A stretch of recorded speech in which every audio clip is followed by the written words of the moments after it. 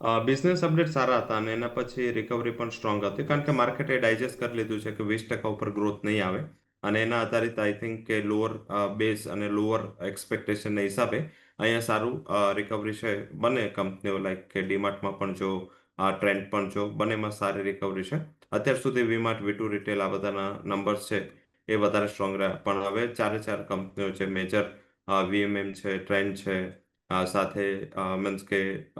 વી2 retail છે આ બધા એક જ સરખા પર્સન્ટેજ ગ્રોથમાં આવી ગયા છે. તો આધારિત એવું લાગી રહ્યું છે કે કદાચ હવે જે તમારે કમ્પેરિઝન કરવાની છે સાઇઝ વાઇઝ એ ટ્રેન્ટ અને ડીમાર્ટ વચ્ચે કરો આ બંને વચ્ચેની કમ્પેરેબલ વધારે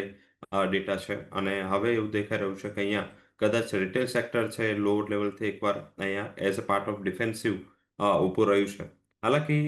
ગ્રોથ મને એવું દેખાઈ રહ્યું છે કે જે સાઇઝેબલ મુવમેન્ટ છે એ હજી પણ જ્યાં સુધી આ રીઝન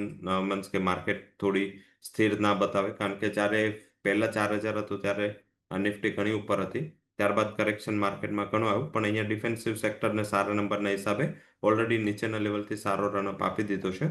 રિઝલ્ટ પછી એક કરેક્શન એક્સપેક્ટેડ છે જે દર વખતે જોવા મળે છે એટલે મારા હિસાબે જે લોકો